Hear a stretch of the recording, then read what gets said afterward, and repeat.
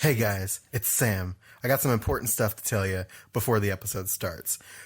We got some things that we need to share with you about links to places where you can do cool stuff relating to the podcast, because you're going to hear some crazy things in the show, and that's not right anymore. This is the source of truth. So you can follow us on Twitter at Metal Gear Monday. You can join the conversation and, just generally be jovial with us at facebook.com/Metal Gear Mondays, or you can go to patreon.com/Metal Gear Mondays and support the show if you like it, which we would greatly appreciate because we love you. Anyway, enjoy this episode of Metal Gear Mondays 1.0.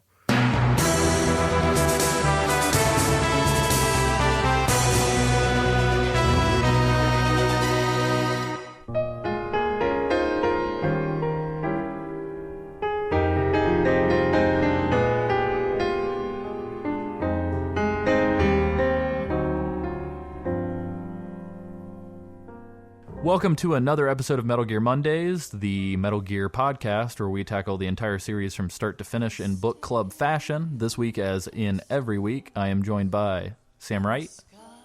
In the river, hey, All right, and I'm joined by Isaac Lim, who's been on almost every episode except for some of the micro episodes. That's right. Oh, I'm getting a phone call. Are you really? Nope. Oh, okay. Wait, what's happening? I don't know. All right. To explain what's happening with me, I was trying to sing the beginning part of Billy Joel's "The River of Dreams." Oh. and I forgot the words. Well, that's not what it sounded like to me. I forgot the words and drifted off. I can't explain Isaac, but that's what happened to me. I'll use my mind's eye to imagine a better version of your singing.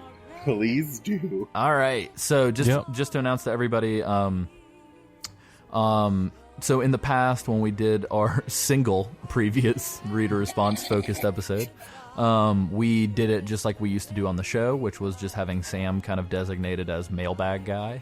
However, and this is amazing news, thanks to the massive amount of responses that we've been getting, to make it a little bit easier on Sam, we're going to round robin style kind of bounce between each of us reading the next piece of feedback.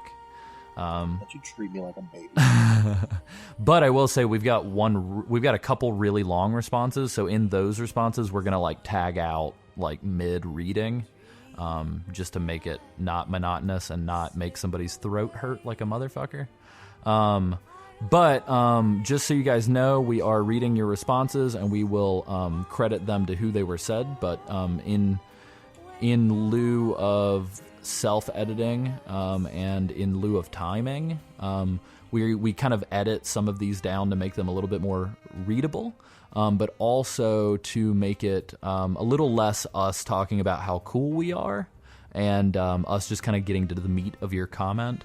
So if you do respond to us and or you send your feedback or comments or stories, we love it that you guys are like, oh, you guys are doing a great job. But we just don't really feel comfortable reading a whole bunch of compliments to ourselves all the time. Or self-conscious. Yeah, so that combined with it feeling weird for us to talk about how good the podcast is. So just know that with some of the iTunes reviews and some of the emails and stuff, we'll probably skim over the "you guys are so cool" parts. But if it is pertinent to your story, I did keep some of that in. Without further ado... No, don't stop telling us we're cool, because that's cool. Yeah. Without further ado, I apologize for any of the UK listeners out there who have been responding in full force. We realized the other day that you actually have to change the nationality of your iTunes application in order to see the other reviews. Our American brains didn't come up with the fact that maybe there's multiple iTunes stores and that they were all aggregated. They're not. Yeah, who knew? I actually thought that they were aggregated, but apparently they're not. So we've just discovered this whole plethora of UK responses. So we're going to read through those before we get to emails and Facebook messages and all that. But I will let Sam take it away. So I'm gonna skip this first one on our list because I want to tie it into the email that they sent us as well. So I'm going to go straight to wow. There's two people that we need to tie to emails, so we're just gonna skip those first two. Okay. I want to read a 5-star review from Zozo1981. Essential Metal Gear Solid. Essential MGS. Exclamation point. Exclamation point. Zozo says that I fell in love with MGS as an 18-year-old girl and now as a 34-year-old woman, and these are her words, not mine. Yeah, I'm ancient. This podcast has taken me all the way back via some wonderful memories. Love the guys' affection for and honesty about the series, so much so that I have ordered the Legacy Collection to dive into once I'm done with The Phantom Pain. And she says some nice things about us before saying that, and Snake is still the man of my dreams, even if you do reckon he has a fat booty. And he does. Yes. He's got the And he fattest. certainly does. He got that fattest ass. Snake needs to pull over. That ass is too fat. It took every ounce of my being not to die while I said that. That's So, why. yeah. That's what I was hoping you would read it. Zozo, you're not the only one. Even if you do reckon he has a fat booty. So Zozo. I had a question I wanted to pose to Zozo. And Zozo, if you're listening, please like us on Facebook and comment with your response or send us a contact email. I'm curious. So a lot of people will say that Raiden was made the protagonist of MGS2 to be more appealing to the female demographic. I'm assuming that since Snake is the man of your dreams, that I already know the answer to this question, but was Raiden a more appealing protagonist for you? As our only confirmed female listener, Yeah. please answer this question. Because apparently every time I fucking read somebody named Ashley, I need to quit assuming that it's a woman. Yeah, because that's another one. Ashley Vincent, otherwise known as Vinny, gave us a 5-star review saying the boss would be proud. Enjoys our analysis and our personalities, and it's also from Wales, Which is so that's cool. fucking rad. Yeah. I've never had a Welsh fan before. Yeah. Also, thank you for the title of your review because it made my heart flutter to know that the boss would be proud. Yeah. Ashley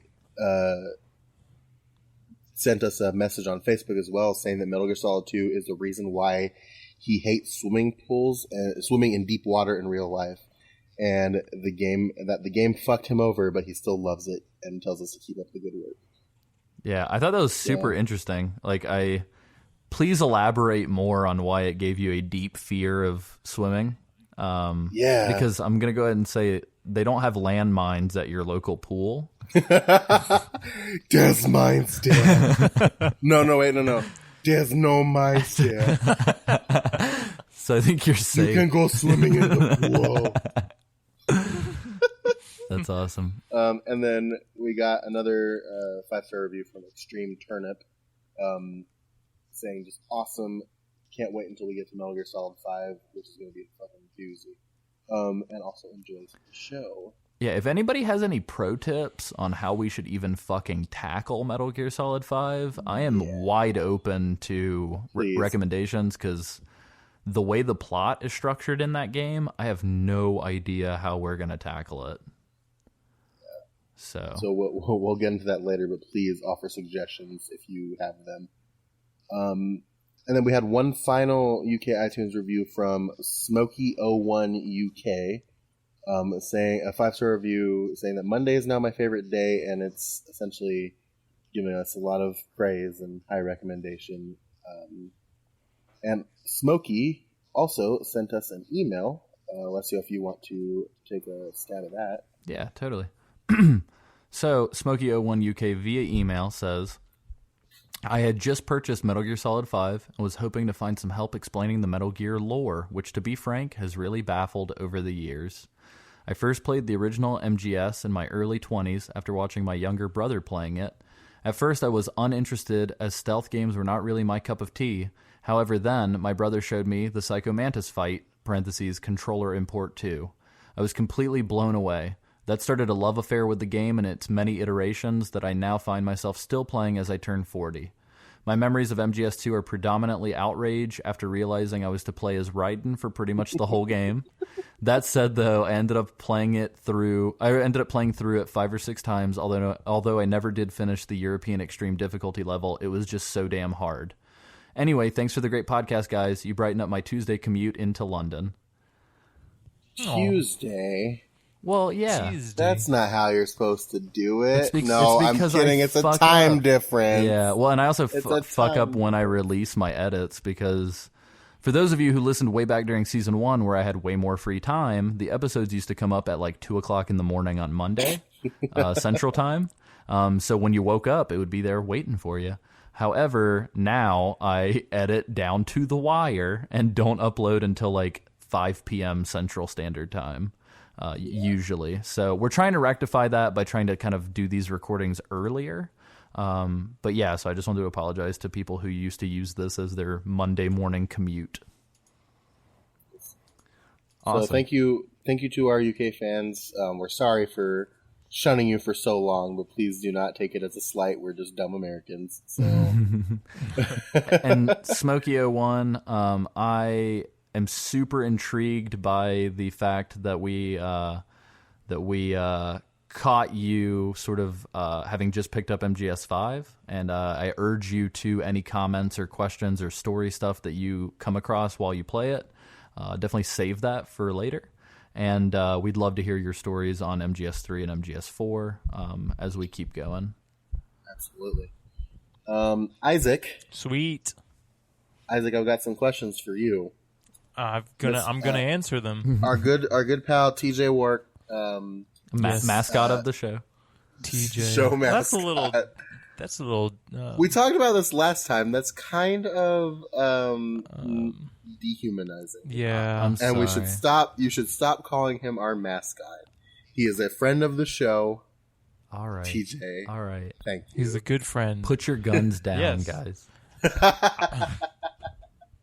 TJ, I almost took a bullet for you. Yeah, I hear the M4 shreds him up real nice.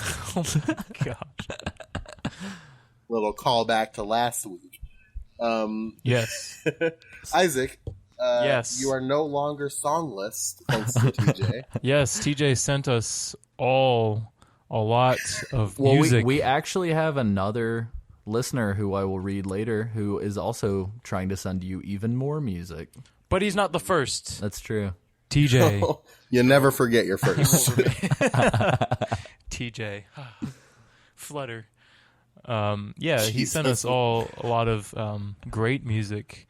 I'm assuming it's kind of hard to pick up, but I'm assuming he was in all of these bands. Yes. He sent us songs from this band called Dubbed in English. Actually, I enjoyed it. Yeah, it's like industrial, like it's not my cup of tea, but I do enjoy it, and from time to time. And I really like the song that he sang on called "Fiction," and I don't know if he's willing to put the stuff public or whatnot because they were all like Google Drive attachments. Yeah, we can feature some of the music if he's okay with that. If he's down with it. So TJ, we'll reach out to him before this episode comes out and make sure it's okay. But. I do have to apologize to TJ because me and TJ were having a small little convo on the side, and my responses were a little less desirably delayed. So I apologize, TJ. I will respond more punctual.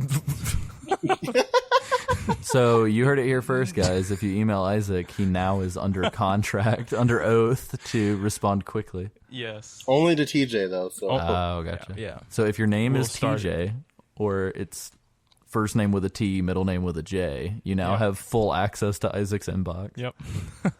Anyway, but the song "Fiction" that he sang on, he usually plays the guitar, but he sang on the song called "Fiction" for the band he's in, Dubbed in English, and I love that song. Like, I played it a couple times yesterday, and it's pretty catchy, guys. I don't know if you guys listened to it, but I did. I liked it. Yeah, I enjoy it. Thank you for sending some tunes, because Yes. I know Sam's work may or may not permit the use of music, but my job, where I sit at a computer for 99% of the day, I really enjoy having new music to listen to. So No, my job is the same way. It's not my job is not quite as creative as Alessio's job, but I spend swaths of time sitting there listening to nothing. So I greatly appreciate always having new music to listen to. And TJ, you have provided me with a lot, and I dig pretty much all of it. And I think I listened to the whole discography for Black Market Opera. Mm-hmm. I don't know. It was kind of had a nostalgic feeling for me, at least. cool. How so? I don't know. I couldn't pick it out. It felt like maybe it was the music that I used to listen to at a certain time. I don't know. I guess I had that. The voice had that. I don't know how to describe it. It's nostalgic. You can't describe nostalgia. Yeah, that's true. Well, and I will say I was a big fan. I listened to having to edit the episode where we featured the song "The Professional." I ended up listening to it a couple times, and I actually really enjoyed it a lot. So, yeah. Yeah, The Professional's really good. I like that song a lot. Yeah, I didn't mean to say actually with like an inflection, like I can't believe it, but I actually enjoyed it. No, it was great. So, and all the best to TJ in trying to form a new band now that he's in Baltimore or DC area. So, if anybody is interested in joining that band, definitely reach out to TJ on our Facebook area. And I think we should move on now, lest this become the TJ podcast. TJ. Since we already mentioned the other musical person, I guess we can talk about this next one. Mm-hmm. We got a lovely Facebook message from Nick Reed. Nick, you can stop. Wishing it was you. It's finally you, my friend. So Nick says, and the reason why I mention that because we have another regular contributor, Nick Ziegler, old Ziggy Stardust. Old Zig Ziglar. Oh, Zig Ziglar. I call him Nicky Ziggy Stardust now. I used to just call him Ziggy, but now I call him Ziggy Stardust in honor of David Bowie. Can I just take a quick second? I don't want to get on a crazy tangent here, but I want to take a quick second. Because it's a Metal Gear podcast, and because Kojima has said countless times how much he loves David Bowie, and because Bowie's inspiration appears in both MGS3 and in MGS5 a lot, I just want to take a brief moment to mourn the loss of David Bowie. 69 years old, died of cancer. If you guys have not listened to Black Star yet, you owe it to yourselves to check it out. Oh my god, it is so good. That album is so good, and apparently it was recorded in 3 sessions in early 2015, and even the producer who worked on the record knew that it was being recorded as the last album to come out. And it was released so that it would come out 3 days before he died, or like within the week. I think it was like 6 days. So check it out. Definitely watch the video for Lazarus, which is essentially David Bowie saying goodbye to all of us.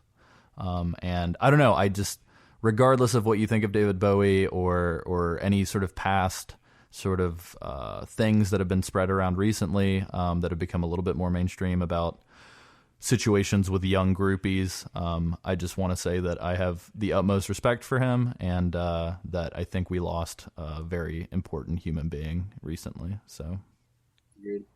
I know this is going a little late as far as condolences to Bowie and his family, but I just wanted to say something about it. It's our platform. So. Yeah. So anyway, continue with Nick. I apologize. Nick, Nick Reed. It is finally your turn. on that note.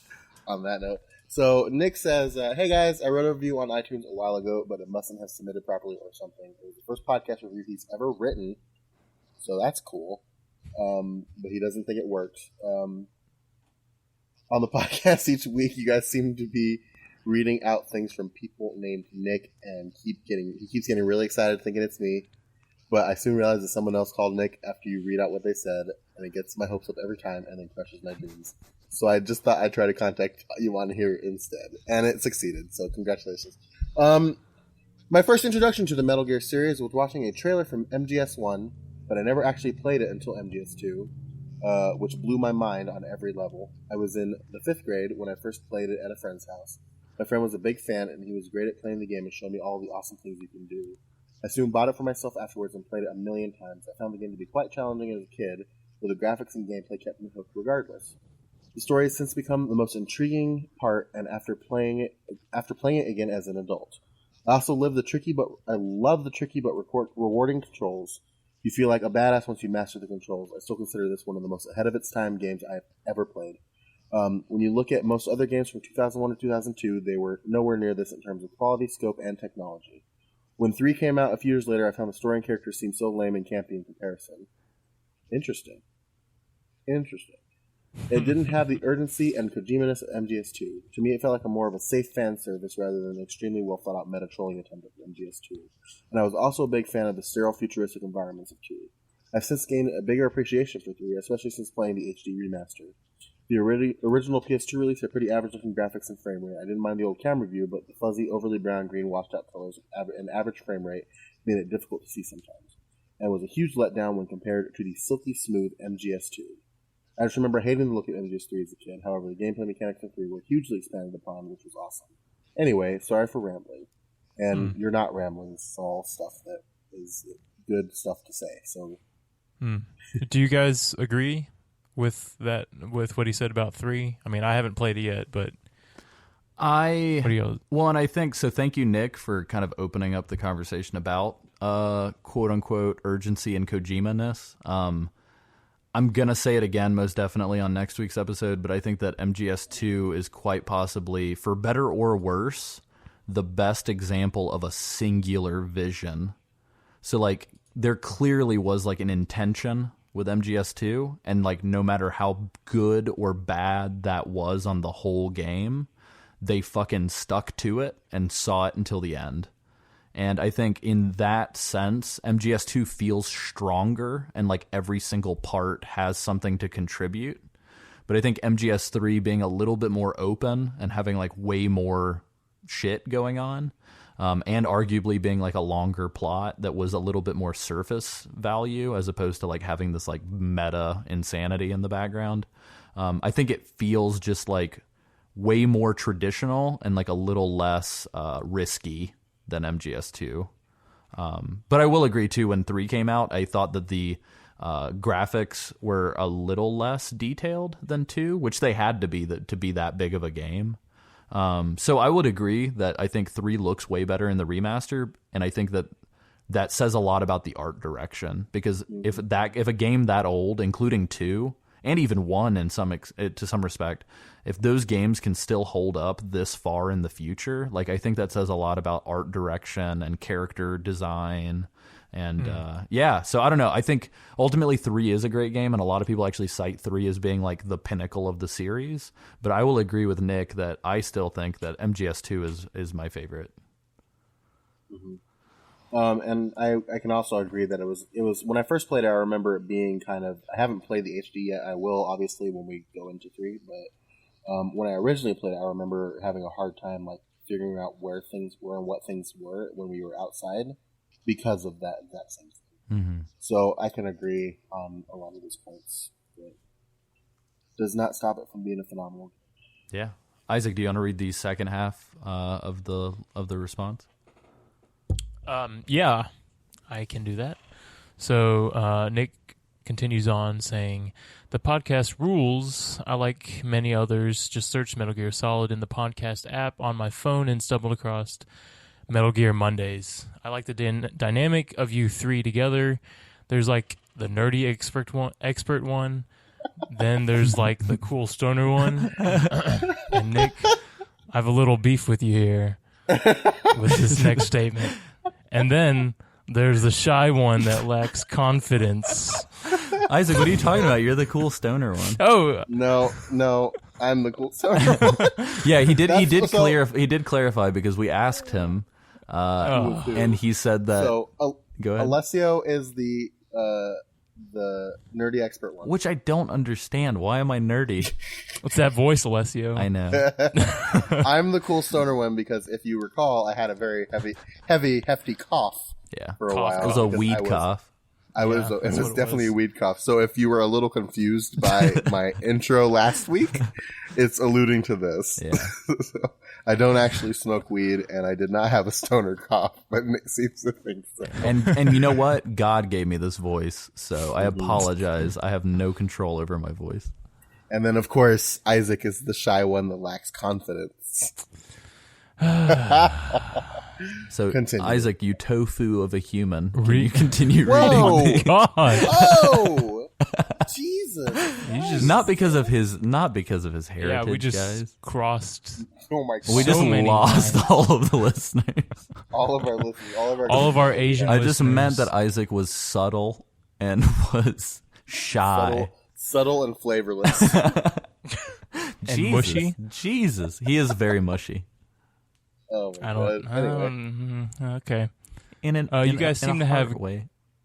In a heart way? Yeah, your heart. You're so mushy and open. Have and a mushy kind heart? and emotional, and I love you. Oh Continue my God. reading. Continue reading Isaac. the email. This is a Please. I'm backpedaling. You guys seem to be great at remembering insignificant details from the gameplay and story, while also forgetting and overlooking hugely relevant and important parts of the game. It's really strange, but I guess everyone takes different things from the game. All right. So- Pause mode. Nick, I need you to clarify, buddy. Please. I sent Nick a message on our Facebook group in the message that he sent this on, asking what he means by this. Because I feel like we've done a pretty good job. I feel like season 1, where we talked about Metal Gear Solid 1, was very much kind of a cluster because we didn't really know what we were doing. But I feel like 2, we kind of shaped up. So Yeah, I don't know. know what else we could have talked about in 2 without literally like talking about individual credits. Like, I feel like we went really in depth with 2. However, Yeah. definitely get back to us on that. We want to be mindful of stuff like that. So if you feel that way, or if other people feel that way, definitely let us know, and we'll be more thorough in the future. Yeah, absolutely, because we do it for you guys. Absolutely. Continue, Isaac. I'm sorry. Also, shameless self-promotion, since I heard you talk about someone's band and playing a song of theirs. TJ? Our podcast is gonna be just like showcasing bands like after another year. Welcome that's to probably my fault. Metal Gear Mondays and also Battle of the Bands. Yeah, Metal Gear Mondays where we play metal songs. So Nick plays the drums and sings in a funk metal prog band called sounds Eater of the incredible. Sky. Yeah, Yes, that sounds fucking amazing. awesome. Funk metal prog band, Eater of the Sky. Eater That of the sounds Sky. incredible. Be Still My Heart is the name of the band. He's currently in the process of writing lyrics to a new song called "The Lalilulelu."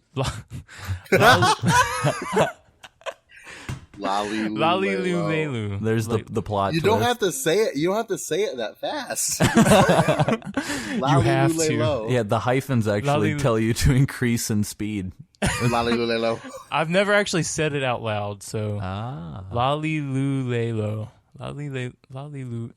Anyway, La, a nature follow so.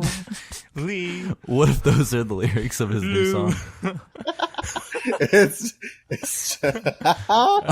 Isaac, continue. I'm sorry. I am a huge fan of the grand conspiracy themes of MGS2. If you're interested, you should check out our release from 2014 on Bandcamp. So Link us, dog, so I can put it in the show notes. He didn't give us a link, but I'm gonna. Oh, yeah, I'll put it in the show guess- notes. yeah. A lot of my lyrics are inspired by the themes in MGS2. Cool. I find the whole story and meta nature of the game insanely interesting. The other games in the series, especially MGS5, really disappointed me for its lack of intensity in the story. It was too drawn out.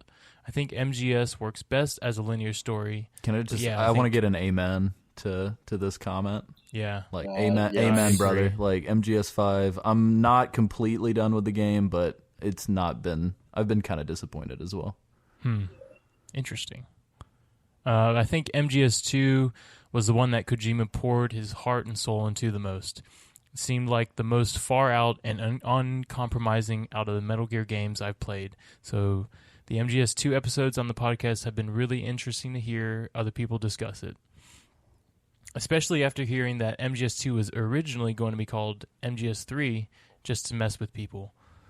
I have since done a lot of research into development and history of MGS2 thanks to you guys. Oh man, it's such an amazing game. Did he say that? Yeah. Yes, he did. That's a direct quote. Yeah, dude. Yep. Well, and listen to next week's episode, man, because we're gonna go nuts on that Yeah, stuff. we're gonna go balls deep in this video game. I will. I agree with that statement though. Just so you know. Yeah. All right. Finally, a question. Which statement? The oh man, it's such an amazing game. Just Or the the all balls man deep. part. Just the balls deep part. Just the balls deep. Anyway, All right, finally, a question. I've seen and heard a lot of about MGS1, but I'm still yet to actually play it. Any advice of what I should play it on? PS1 or on the PlayStation Store or the Twin Snakes remake? Also, what would you rank from favorite to least favorite Metal Gear games you've played so far? Sorry for the overly long message. Cheers. So real quick, Nick, that's not a question. You asked like 3 questions there at the end. stop giving this man shit. I know, I'm kidding.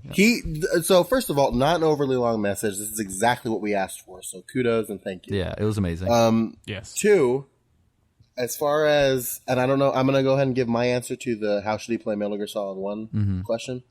I think if you want to kind of save yourself from like the controls of the PlayStation 1 era in today's day and age, go ahead and play Twin Snakes. As long as you're prepared for the fact that they take a lot of liberties with Sons of Liberty. With Snake's acrobatic endeavors in this game, and it's a little bit more Michael Bay-ish than the original game. Mm-hmm. If you don't care about controls and you're okay with the idea of playing a game that was made on the PS1 and looks like a game on the PS1, definitely try and get it from the PlayStation Store. It's not that expensive. Mm-hmm. I think it's $9.99. Yeah, it's like $10, and the PlayStation Store version is just the PlayStation 1 version. Mm-hmm. It's actually the exact same controls as MGS2. So it plays the exact same way minus first person. So if the first person view is going to make or break it for you, Twin Snakes is actually built on the MGS2 engine. Same graphics. Yeah, so same graphics, same controls, same everything. But if you want the original experience, which I'm going to go ahead and say, I love Twin Snakes, but I would say if it's your first go around, you owe it to yourself to play the original. OG. Absolutely. Yeah. I would And say... Isaac- What? I was going to say, Isaac doesn't really have a frame of reference, But I mean, I am curious, Isaac, like, do you think, with how dated it is, and you just recently played it, like, would you recommend it to somebody else in its current form, or would you recommend, an updated version? I'm kind of one of those people that kind of like to play or see or watch or hear something that, in its original state. And I mean, I like remasters and whatnot, but if it's my first time watching it, or first time playing, or first time hearing, I kind of like to hear and play the OG of it all. So the original gangster. Yeah. But all right, I will say, I mean, I didn't play the original because I don't have I don't have the PS1 version. So come over and play it.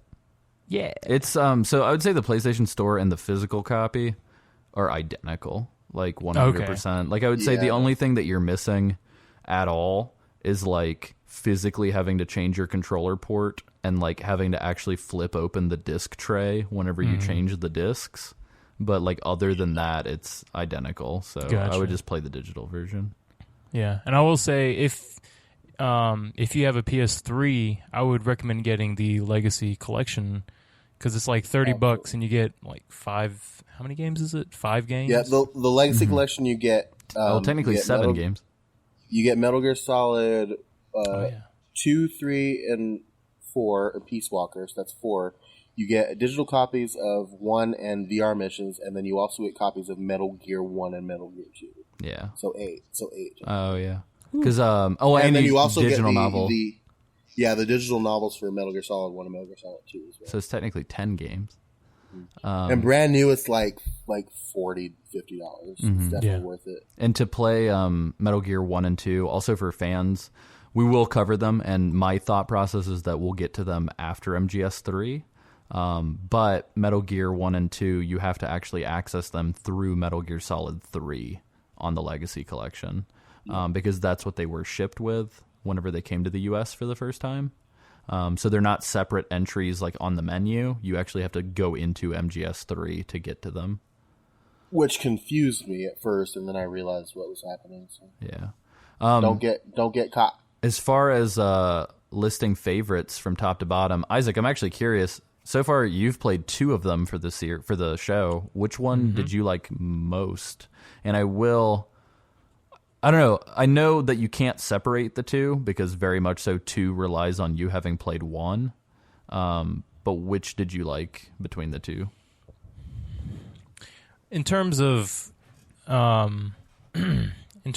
like entertainment, I would say 2, just because 1 for me was super frustrating at a lot of the time, actually, to be honest.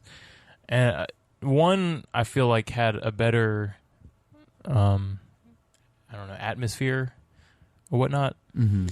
But we kind of touched on that, how like 2 is kind of way more sterile. Yeah. But it's supposed to be like that. Mm-hmm. But yeah. I guess I preferred 1's whole cinematic atmosphere and just kind of dirt, grime. Yeah, it does feel like a dirty game. Like having replayed it for the show, like it just feels way grittier than I remembered as a kid. That could be the pixels that the actual like life-sized pixels.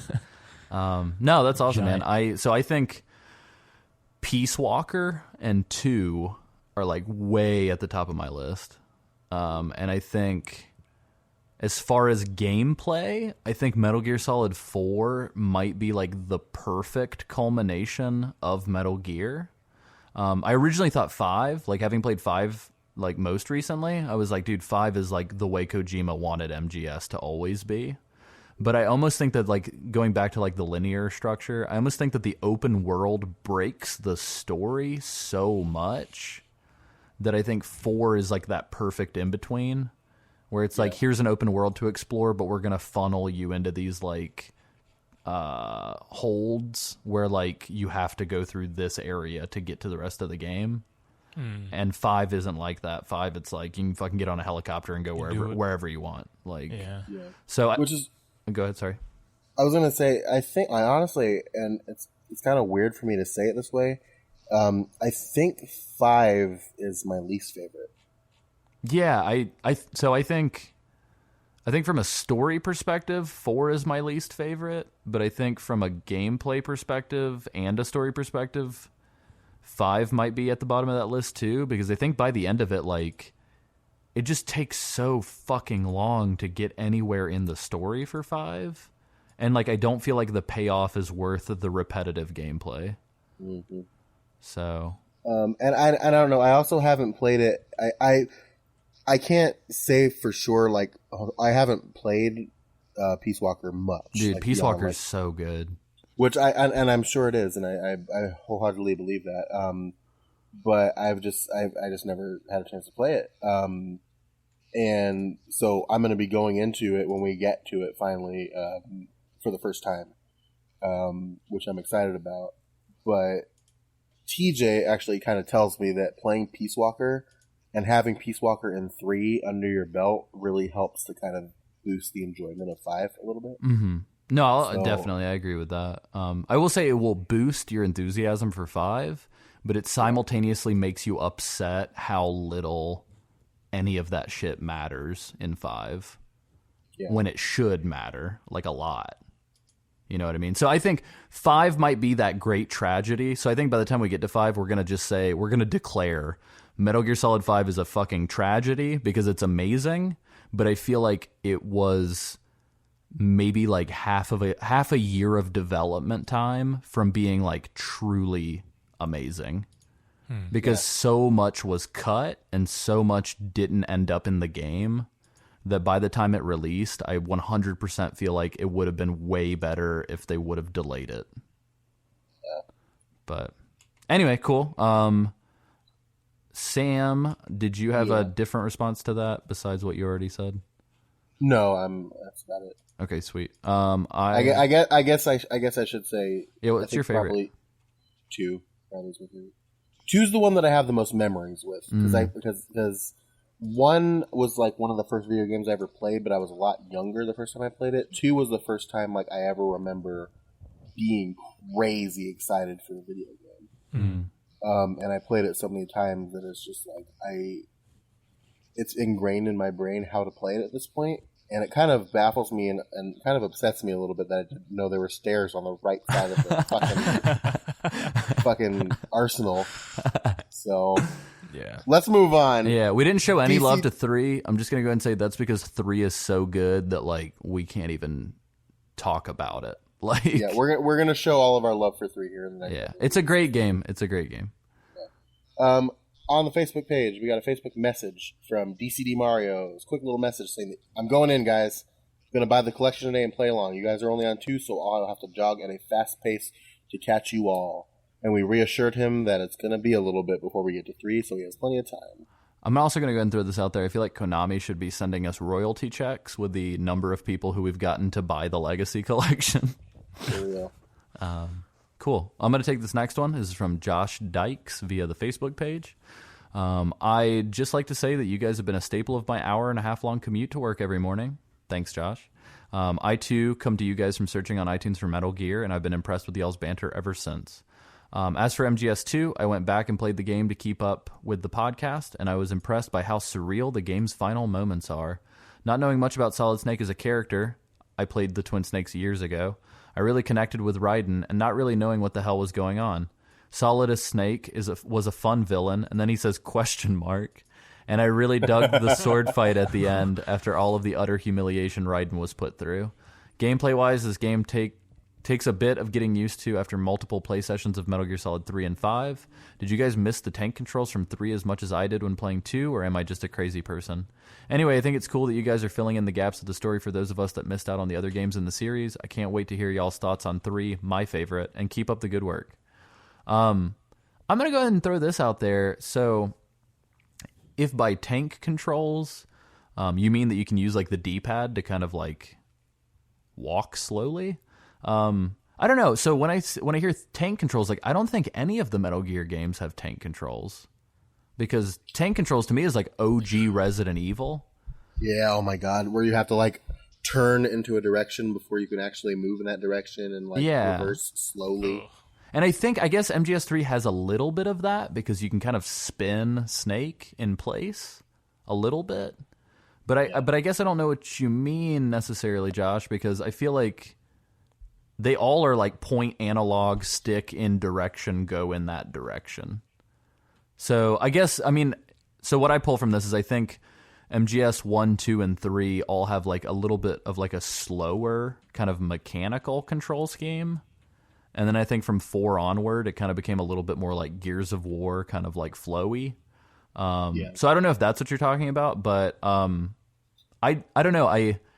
After playing 5, like bouncing between 5 and 2 while we've been doing the podcast, I will say it took a shit load of time for me to get readjusted. And I prefer the original Metal Gear control scheme, but I think 5's controls work for what it's trying to do. What do you guys think, Sam? I can kind of agree with that. I don't know if I would call them tank controls. I can kind of see where he was going with that frame, because I don't know that I would have a word to describe them. I guess tank controls would be the closest I could come up with, but I can kind of see. Mm-hmm. Did you prefer the older controls, or do you like the newer ones? I think I liked the controls a lot in 4. I'm not necessarily the biggest fan of the controls in 5, which I guess which I guess might translate into Peace Walker a little bit. But, I think so. Peace Walker is actually more similar to like 3, I would say. oh, yeah? Actually 4, because you can actually like move while crouched. Oh, yeah? Yeah, so I'd say 4 and 4 and Peace Walker came out at like the same time. Yeah. So the two of them control pretty similarly.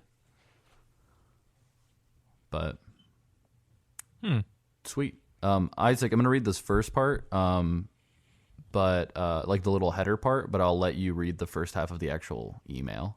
Yep. So never be game over, which if you've played MGS5 is written on the back of Eli's jacket, which I love.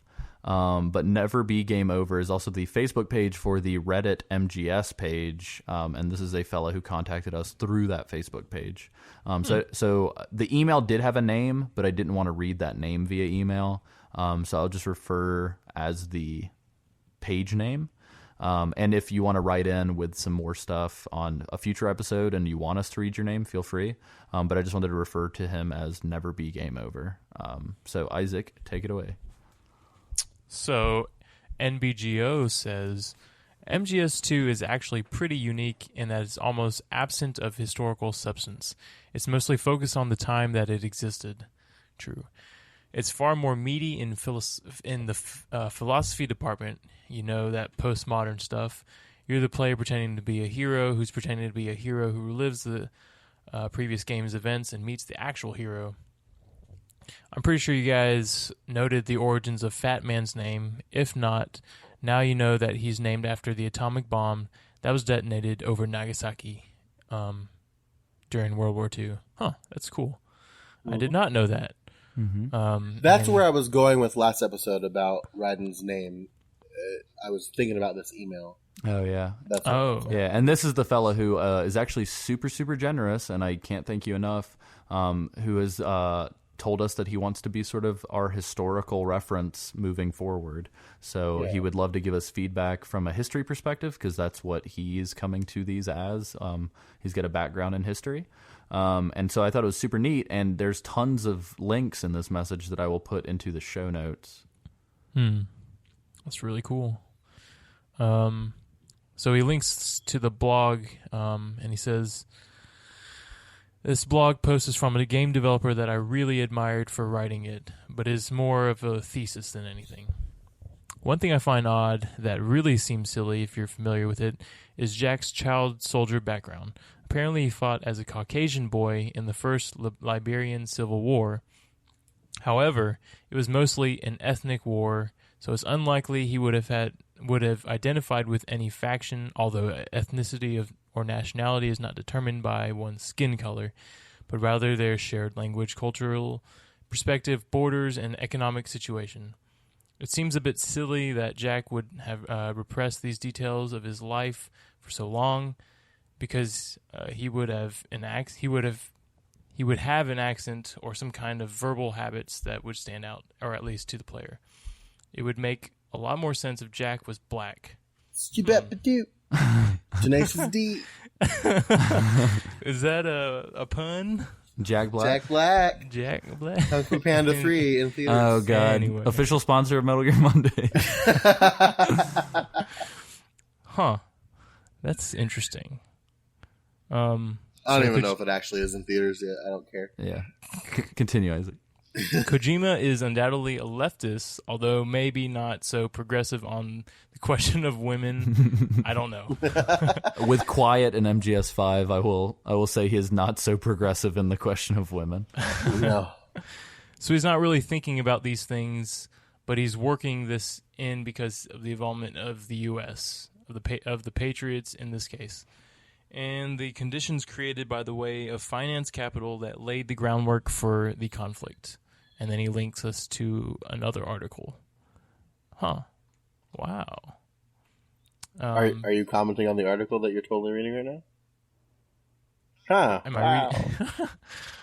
Let me read the article real quick. The whole article. I like this Google Doc you're live highlighting. Oh, yeah. You like it? Oh, no. You're pink. Anyway. You're pink. So I'll catch up from here. So more on that here, and he links another article. From the perspective of another leftist, or a communist in this case, journal of an organization that has been disbanded for quite some time, everything before the headline, The Clash Struggle, are unbiased facts about the money flow in that conflict. But I think this is really the most history you can genuinely bleed out of this particular game, and it honestly has very little impact on the story. The only other history worth noting in MGS2 is really just the in-game history, which y'all have pretty much covered pretty well at this point. In fact, I never really thought about it, but almost all of MGS2's history is self-contained. I promise that I'll be a lot more useful when you guys get to MGS3. I'll play alongside y'all to brush up too. Oh, and you may have known this, but I think this is the last, if not one of the last MGS games that featured that classic unmistakable theme song that we all love so much. Here's why, and he links a YouTube video. It turns out Tappy, and then he said spelling, ? The composer behind the MGS theme actually stole the song from an old Soviet composer. Here's the entire original version, and there's a YouTube link. And here's a video that compares both versions, another YouTube link. I love both versions, but I'm not going to lie. The MGS version is superior, even if it's basically theft. Although I'm not entirely sure that everything made during the existence of the Soviet Union isn't technically public domain, because, communism and collective ownership. He said, if I'm repeating anything that you've already mentioned in the show, it's only because we're all super fans and we all know the same shit. I feel like you guys had mentioned the whole John Carpenter plagiarism stuff I recall recently. If I recall correctly. You may have also mentioned the music thing, too. And yeah, thank you so much for the super robust history background. I really loved it. Can't wait for... I was going to say, I'm really excited about seeing what he has to say about 3. Well, and I'm going to go ahead and throw out a spoiler. MGS3 likes to just randomly take bits of history that strengthen its story, but ignore other bits of history that may not strengthen its story. But I will say from this point forward, so MGS1 and MGS2 have all been future geared. But it seems like 3, 5, Peace Walker, and Portable Ops are all and Ground Zeroes are all Kojima commenting on historical events that he lived through. So it'll be interesting to see how the story is different because of it. So yeah, it's interesting because a majority of the series other than 4, and I guess Metal Gear Rising, if you consider that canon, kind of looks to the past. So we never really get further in the future than MGS4, which is only 3 or 4 years after 2. Which technically Rising is the first. I think Rising is the furthest in the future it goes if you want to consider that canon. Yeah, and that is so gameplay focused and doesn't really give a shit about narrative that it's not even really too much story. Yeah. But yeah, so super interesting stuff, man. Sam, do you want to take this last one? This one final one actually used the contact form on our website, which you can go to geekti.me/WP/contact, or go to the main site and click the little clever little button in the top corner that says contact. But it's just a nifty little form that goes directly to our admin email. I check that every day. It goes to my phone. I check it before each and every episode we record. So you'll be sure that we'll get it if you send it to that email. But from the OG Ziggy Nicky Oh, Z, man. Nick Ziegler, Nicky Ziggy Stardust, back up in here. What? Booyakasha. was that Ali G? It was Ali G. I had to throw in a little Ali G for our UK listeners that were paying attention to now. Booyakasha. Nicky Z Ali G. Nicky Z Ali G. Nicky Z. Nick Ziegler. So he I hope Nick is just bright fucking red listening to this right now. I hope so too.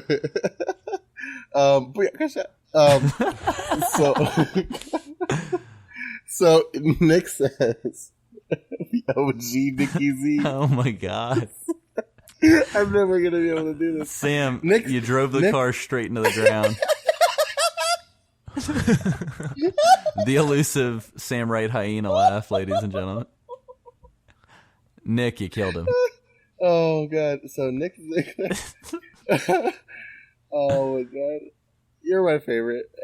So as you know, I have expressed interest with discussing MGS3 with you guys on the show, but I have a confession. I have not played MGS2. Ooh, good Lord. Insert gasps. Cue it here. That's for you, Alexia. I know sacrilege. It's true though, but I do have a small funny story to tell about it. I recently got a friend into the MGS series, and since he has a PS3, he got the Legacy Collection and played through it. Send us another check, Konami. Seriously. Send us another check and tell your friend, if he doesn't already, to listen to the show and talk to us. So one night, he was at my house, hanging out, playing his PS3 while I watched, and just after the section where Ocelot shot the president, he got lost or something and was wandering around trying to find out where to go. I was doing something else at the time, so I wasn't watching him while he was wandering, but I looked away from what I was doing and watched him wander into the room with the dead president, pop into first person, raise his pistol, shoot twice, and quickly leave the room. I started laughing, and my friend was like, "What?" To which I responded, "Do you realize how surreal what you just did was?" And he didn't seem to realize what I was talking about. I had to explain to him that it's not a very normal thing to shoot a dead president for no reason. I still tease him about it from time to time. Anyway, that's my story. In the moment, it was hilarious, and it's honestly the only significant story I have with MGS2. And what a fucking story. Yeah, you should probably, if your friend could not, like, register on his radar why that was fucked up, like... So, send him our way. We'll talk to him a little bit. We may need to give him some therapy. Yeah, pro tip, don't shoot dead people, because that's fucked up and wrong. Just like, well, number one, don't shoot people in general. Yeah. Number rule two, one, don't shoot rule people. One. Rule two, don't shoot dead people. What the fuck? Anyway, thank you for that little anecdote. Yeah, and getting us to say the words "dead president" on our dead president. We've been flagged. Don't shoot the president. We've been flagged. Oh my god! This podcast is going to be dismantled by the NSA by tomorrow. Yeah, for sure. So thank you, OG Nikki Z. Booyakasha! Booyakasha! Booyakasha! Well, sweet, yeah. Dude, and I actually just realized something. This is funny. So I have a single young male living next door to me and my wife, and we have not spoken to him or, like, had a kind of a... I don't know. We've not had an excuse to, like, say hey yet, but, like, I've seen him go in and out of the house. Why do you want to just, like, say hey to this weird young man? Well, no, I normally just say hey to my neighbors and stuff, but because you're a social person. But he had a friend come over, and I saw a friend leave his house with a PS3 in his hand. So how fucking did it look like they were intimate? I'm sorry for bringing it up. I appreciate your callback. But no, how weird would it be if all things are as small world as MGS would make it out to be? How weird would it be if Nikki Z is my neighbor? Oh man, yeah, Nikki Z. But I'm gonna go and say, OG Nikki Z in the place to be. Booyakasha! Nick, that is not an invitation for you to go introduce yourself to your neighbor who may not be me. So. So now Nick and myself are going to be awkwardly staring at our neighbors for the next few weeks. Well, see, now I'm going to go... Okay, never mind. I'm just not going to say anything. Because it was about to be really creepy. Well, right on. So I think there were 3 quick things from last week's episode that we 100% said to each other that we would say at the end of the episode and never totally said. Didn't. Oh, so yeah, we're going to say that right now. Well, wait a second. Didn't we have another review? Oh, yeah, Sam. Oh, yeah. So this was another iTunes review on the American. So this one had to have popped up side. On the American side of things. This one had to have popped up like hours before we started recording because this wasn't here before. But it was another 5-star review by Tamele28. Tmele 28. Is that Tamale? Tamale 28. Welcome to the show where we mispronounce everything. Yeah. Apiarion. Yeah. Well, let's go with this that is one. a Metal Gear Solid. Metal Gear Solid. We play Metal Gear Solid. This Soviet Russia. In Soviet Russia, Metal Gear Solid. That's MGS3, all right? Yeah, I know. Save it. Sokolov. Anyway. Tamele 28, I'm just gonna go ahead and say, or T-Melee 20, fuck it. Yo, T-Dog, it's one of those you guys are awesome. Love the show. Definitely fun reminiscing the old Metal Gear games. So thank you, Tamale28. Yeah. For that review. And join in on the reminiscing. Send us a letter. Yeah. P.O. Box. No, God, no, don't do that. No. I would love to open a snail mail account just to get handwritten letters. Do you want to subscribe to a P.O. Box? Yeah. We'll talk to you guys. We'll let you know when that becomes a thing. Yeah. Sweet. So really quickly too, I don't know, fans that follow the Facebook page, I actually had a good friend and listener send me a beautiful care package over the holidays, of which I will reciprocate soon. I apologize. It's been crazy. But I was sent a beautiful care package that included one T-shirt that said "No place for Hideo," which was the phrase that was used in the run-up to Metal Gear Solid 4. Oh, it was also in 3.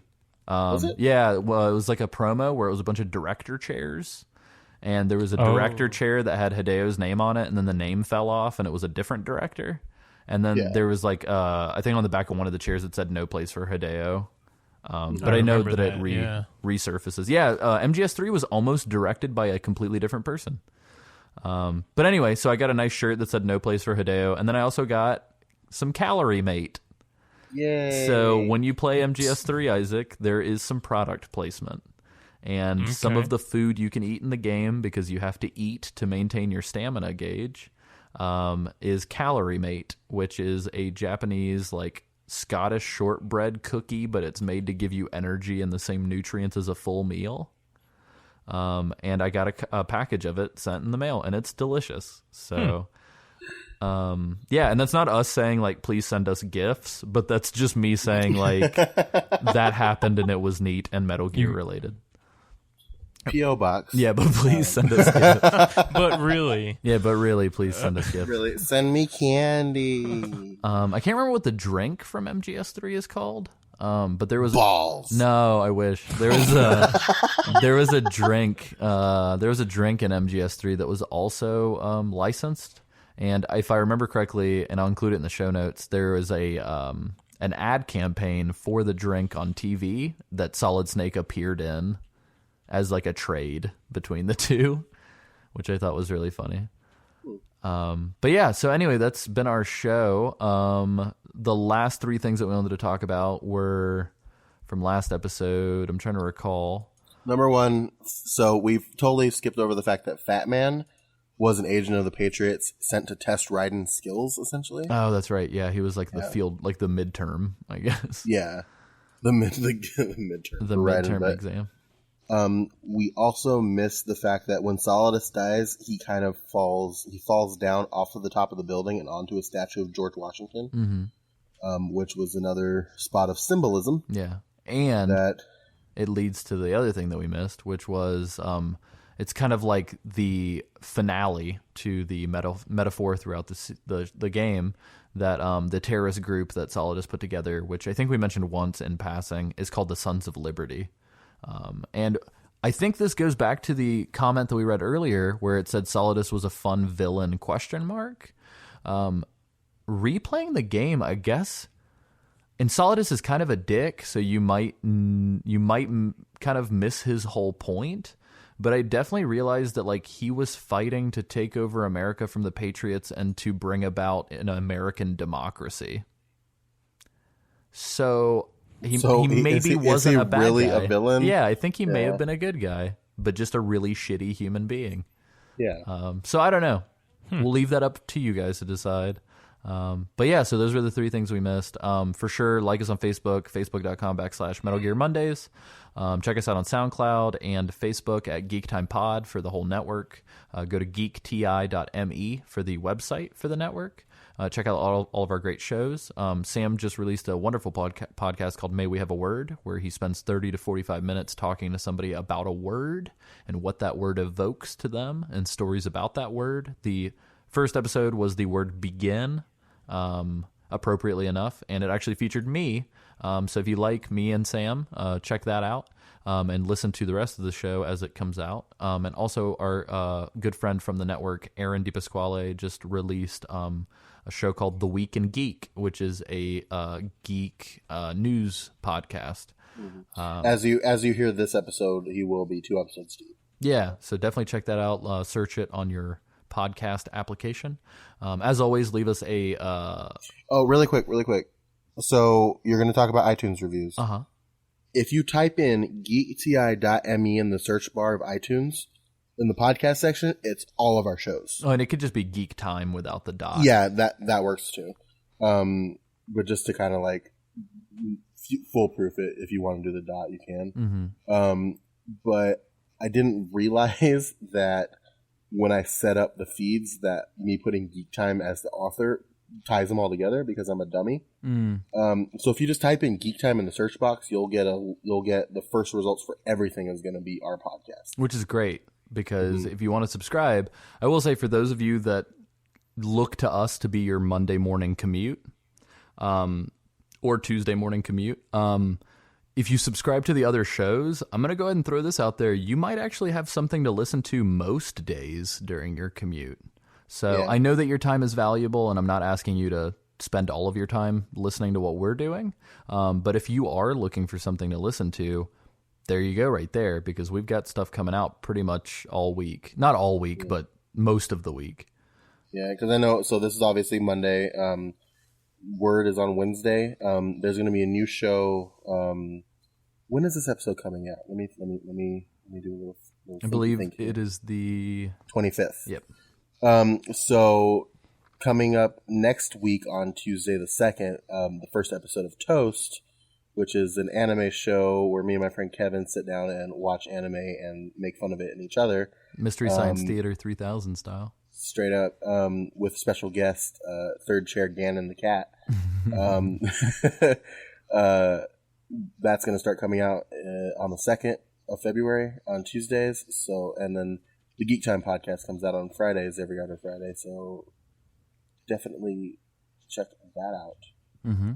So yeah, and we're trying to build a thing. So if you guys have any feedback on the other shows, we're just trying to build the network and have some cool shows for you guys to listen to network wide. So yeah, but all of that being said, you can also check us out on Patreon, patreon.com/geektimepod. If you would like to financially contribute to the idea of the network and what we're trying to build, because we're trying to build it for you guys. So, and we'd love to not ever have to go to sponsors and fill your ears with a bunch of advertisement. We would love to be able to sustain the show just based on listeners. So, so check that out. And, guys, I think that's fucking everything. I feel like we've been talking for forever. It's been a long recording night. Isaac, did you have anything you wanted to say? Excuse me, shy, lacking in confidence one. Did you have anything? That is me. Mushy and flavorless Asian sir. Oh my god. This is my favorite. This is my favorite part of every episode where we ask Isaac if he has something to say. I'm the tofu man. And you can find me in the tofu store under the shrimp. Okay. Hear me out. You see where I'm going. What store do you go to that shrimp above tofu? The grocery store. That's not like tofu's in the produce though. As working in food my entire life, it's also a terrible idea to put seafood above tofu. That tofu's going to taste like shrimp. I took a fucking surf safe class, okay? To this day, even though I don't work in the food industry anymore, I'm still surf safe certified. Get the fuck out of here putting ramen fast. Surf safe certified? Well, I can fucking do it. To this day, so don't fucking tell me that any self-respecting grocery store stores meat above other foods. Because that's not okay. That is a health violation, god damn it. We don't stand for that here, Isaac. No, we don't stand for health vielations. Well, continue. I mean, this is an Asian market, so. Oh my god, okay. That makes sense. Isaac, hey guys, Isaac said it. We didn't say it. So anyway, you're underneath the shrimp. So, if you go there, you will see me packing up boxes of tofu. And is that it? That's it. You can also go to doesn'thaveatwit.com/Twitter. Yeah. Yep. Is that how that works? Tell me, Isaac. Yeah. Oh, and I forgot to plug. So Sam is on Twitter at SamWrightDPS, and I'm at AC Summerfield. And I'm. What? I was going to say, if you want to tweet at us, go ahead, Isaac. Okay. And then you can tweet at me at doesn't have a twit. I still don't understand okay. I'll just. No, you did that right this time. Did I do it right? Yeah, just. And you can tweet at Isaac, but that means that Isaac has to use his Twitter. Guys, if you tweet at Isaac, you may not know how to respond. You receive a response in 10 to 15 business days via carrier pigeon. Yeah, Isaac may have the body of a mid-20-year-old, but he has the Twitter capabilities of a 45 That's or right. 50-year-old. That's right. Not to discourage our 40 to 50-year-old listeners. I'm just saying. You should have put you should have said like a really like out there age range, That's because true. we definitely had at least 2 reviews That's true. this episode But guys, that were mid 30s to early 40s. But let's be real, guys. Those listeners are cool 40-year-olds. yeah. We're talking about the not cool 40-year-olds. We're talking about like my dad, Yeah. 40, 50-year-old. Not to make you feel old, because Sam just said his dad is your age, but I feel like we're just digging a hole. So we're just going to stop sorry. right No, here. my Sam's dad- dad is rad, remember? Yeah, that's My right. dad is rad. So speaking of maybe we have a word, I did an episode of that with my dad, and that was rad. It was a So- rad dad. I have a rad dad. All right, we're spiraling out of control. I'm going to put a cork in, I guess. 5.56 And and pineapples. Yeah, all right. We're done. We're done here. Isaac, We're done here. Is there something that they should remember? It's just a box. All right. Shut it down. Just a box.